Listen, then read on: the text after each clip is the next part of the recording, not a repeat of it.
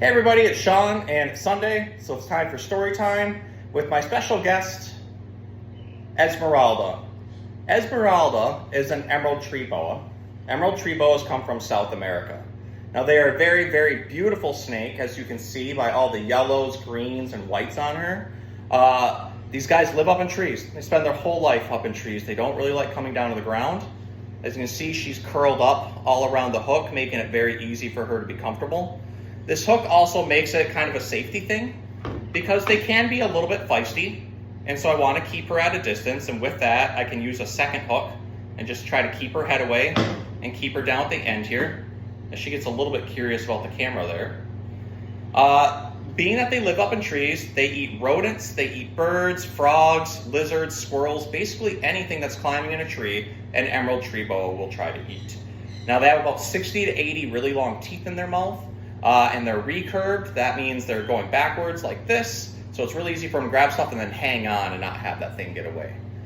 These snakes are known for being a little bit grumpy, which again is why I have her on a hook.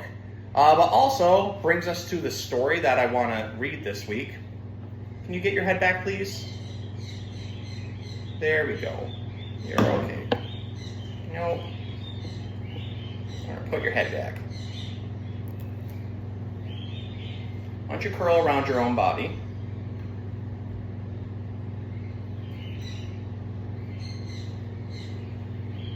So working with snakes like this, you just have to be calm. Kind of have to take your time. I'll actually see if I can flip her to my other hand. You can see she's a very large snake. She's pushing about 6 feet or so. These snakes can get 6 to 9 feet long. But again, they're most comfortable being up high. I just gotta make sure I keep a distance so I'm out of her strike range. She's not venomous. Just I don't want her to bite and I don't feel like getting bit. But we will read a Grumpy Monkey book by Suzanne Lang because we have a very, very grumpy kind of snake with us today. So we're going to go ahead and get reading on Grumpy Monkey, and hopefully she stays on her hook. So, one wonderful day, Chimpanzee woke to discover that nothing was right. The sun was too bright, the sky was too blue, and the bananas were too sweet.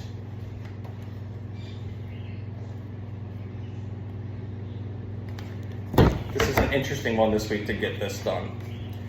Jim was confused. What's going on? Maybe you're grumpy, suggested Norman from next door. I'm not grumpy, Jim insisted.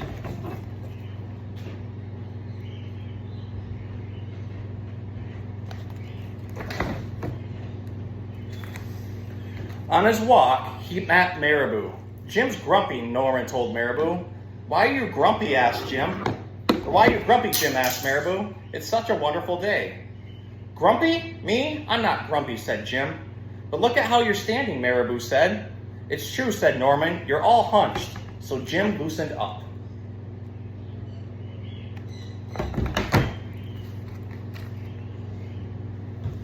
Then he ran into Lemur. Jim's grumpy, Norman told Lemur. Why are you grumpy, Jim? Asked Lemur. It's such a wonderful day. Grumpy? Me? I'm not grumpy, said Jim. Your eyebrows look grumpy, said Lemur. It's true, said Norman. They're all bunched up. So Jim raised his brow. She's on the table now. Then he tripped over Snake. Oh no, said Norman. That's the last thing you need when you're feeling so grumpy. Grumpy? Me? I'm not grumpy, said Jim. Then why that frown, said Snake. I think it's because he tripped over you, Norman whispered to Snake. So Jim put on a smile.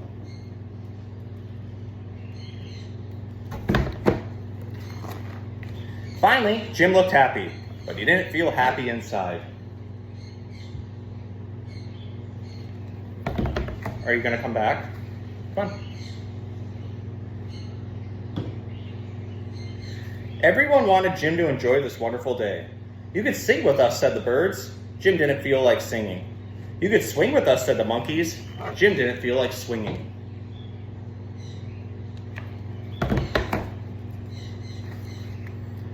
You should roll with us, said the zebras. Jim didn't feel like rolling. You should stroll with us, said the peacocks. Jim didn't feel like strolling. You should lie in the grass. You should stomp your feet.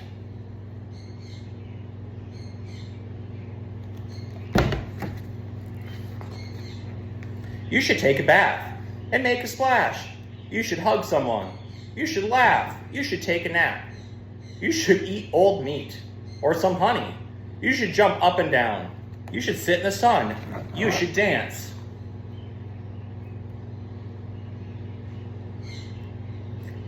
I have snakes staring at me. But Jim didn't feel like doing any of that. Why are you so grumpy, Jim? Asked the others. It's such a wonderful day. I'm not grumpy, shouted Jim as he beat his chest.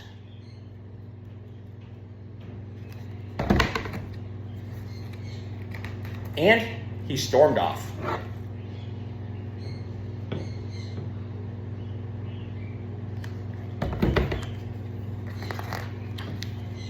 Jim felt sorry.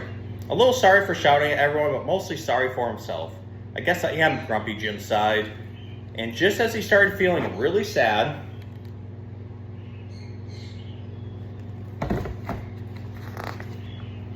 he came upon Norman. Norman was slumped. His eyebrows were bunched up, and he was frowning. What's the matter? Are you grumpy? Asked Jim. No, I danced with porcupines, said Norman.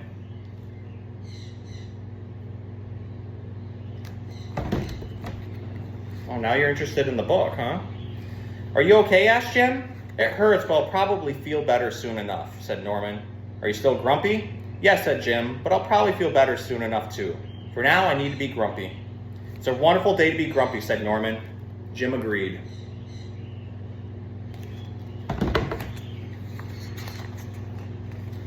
And he already felt a little bit better. So, this is a great book about how it's okay to be grumpy sometimes. Sometimes you get in a better mood, sometimes you don't. That's just how it goes. So, it's all you have to do is learn how to express your feelings. And once you do that, you can get over your grumpiness and realize tomorrow might be a better day. You might not have to be so grumpy. And kind of like our snake friend here, who started out kind of nice and now is being a little grumpy. But that's okay, because once I put her back in her enclosure, she won't be so grumpy anymore. So, I hope you guys learned a little bit from the Grumpy Monkey story, and I hope you learned a lot about the emerald tree boa, who now is in a very grumpy mood. But that's okay. We'll see you guys next week.